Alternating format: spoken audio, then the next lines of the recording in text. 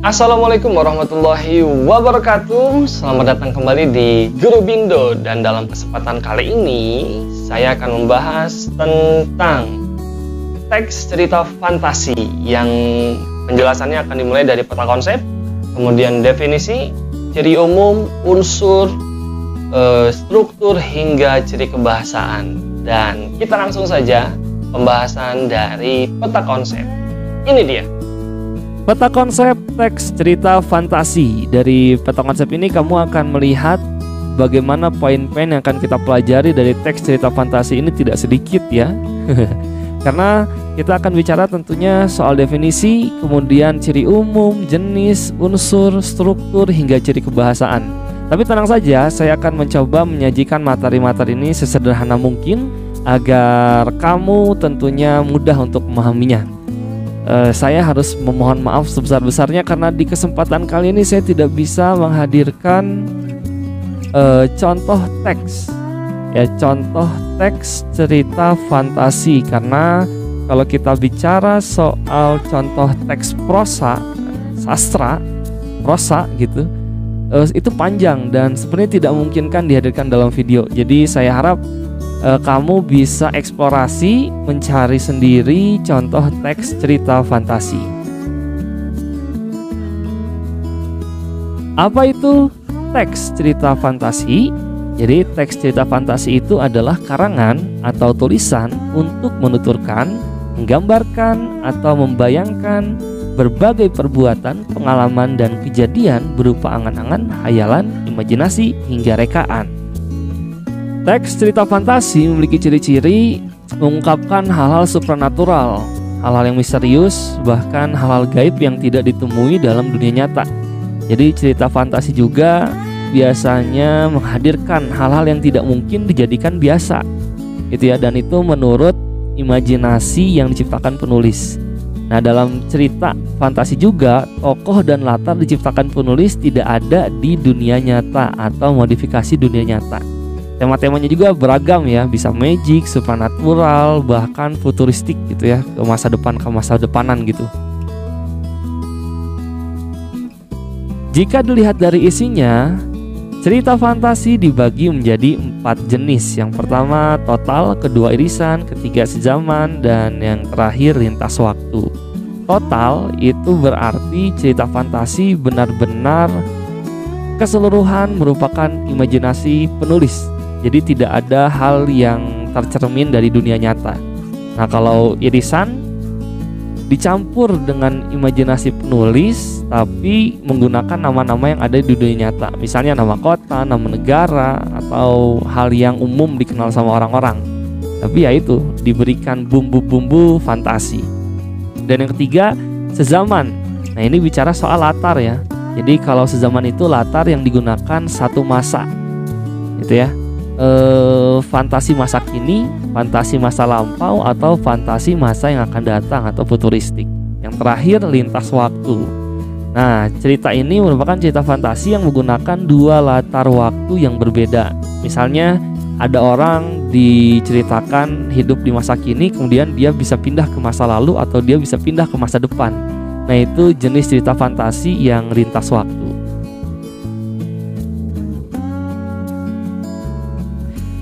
Dalam materi unsur cerita, saya mencoba menghadirkan unsur cerita yang umum juga digunakan di prosa lainnya, seperti cerpen atau novel. Jadi kalau kamu bisa memahami unsur cerita ini, maka kamu berhasil memahami unsur cerita yang ada di prosa-prosa lainnya, seperti di cerpen, seperti di novel, karena unsur cerita ini pun pasti jadi dasar atau standar yang digunakan di prosa itu.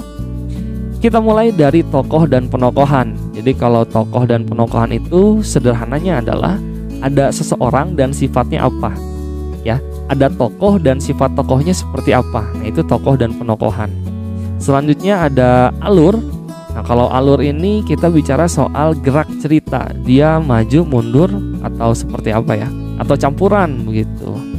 Kemudian ada latar. Kalau latar dia bicara soal di mana cerita berlangsung, kapan cerita berlangsung, suasana cerita berlangsung. Nah, itu bicara soal alur. Selanjutnya juga ada sudut pandang. Nah, kalau sudut pandang ini ada 3 ya, ada orang pertama, orang kedua, orang ketiga. Sebenarnya dulu tidak dikenal tuh sudut pandang orang kedua, jarang, bahkan hampir tidak pernah. Tapi sekarang setelah sastra, setelah cerita itu berkembang, mulai ada tuh cerita-cerita yang menggunakan sudut pandang orang kedua. Kemudian ada juga tema di unsur cerita ini. Kalau tema bicara soal ide pokok atau ide umum, cerita itu bicara soal apa. Dan setelahnya ada gaya. Nah, kalau gaya ini bagaimana cara penulis bercerita gitu ya. Dan yang terakhir itu amanat. Kalau amanat ini bicara soal pesan. Pesan apa sih yang diberikan penulis melalui ceritanya? Nah, jadi bisa apapun itu ya, dan sifatnya juga multitafsir. Jadi tidak bisa jadi amanat yang diterima oleh pembaca itu berbeda-beda, bisa jadi. Nah, itu dia unsur-unsur cerita yang sebenarnya unsur-unsur cerita ini juga ada di cerpen sampai novel.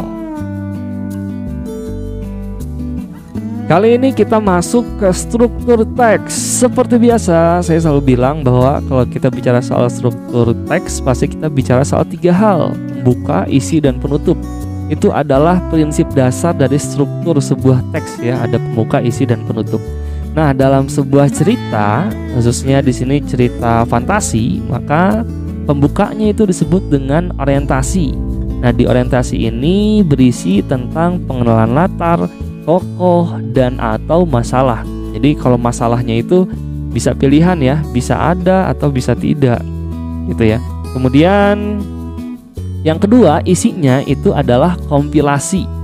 Nah, bagian kompilasi ini berisi tentang timbulnya masalah hingga masalah memuncak.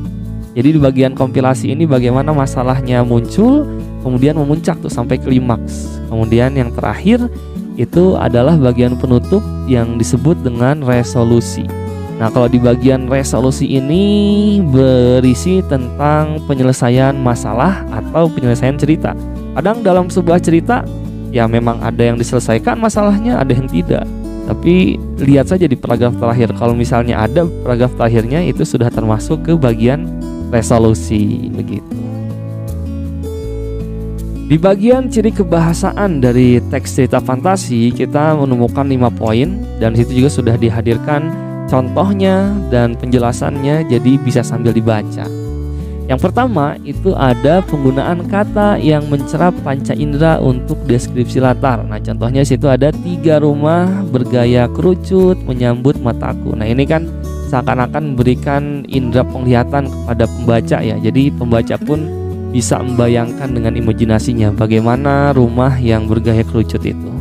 Selanjutnya, di situ ada penggunaan kata ganti dan nama orang sebagai sudut pandang penceritaan.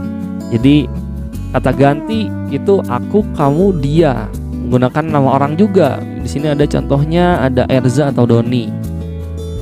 Dan yang ketiga, penggunaan dialog dan kalimat langsung dalam cerita. Ini penanda dialognya ya, bisa berbentuk kalimat langsung, bisa juga kalimat tidak langsung. Penandanya yang paling dikenal itu adalah tanda petik 2. Yang keempat, kata sambung penanda urutan waktu. Nah, itu contohnya ada akhirnya, kemudian, dan kata-kata lain yang memang menandakan perpindahan atau urutan waktu.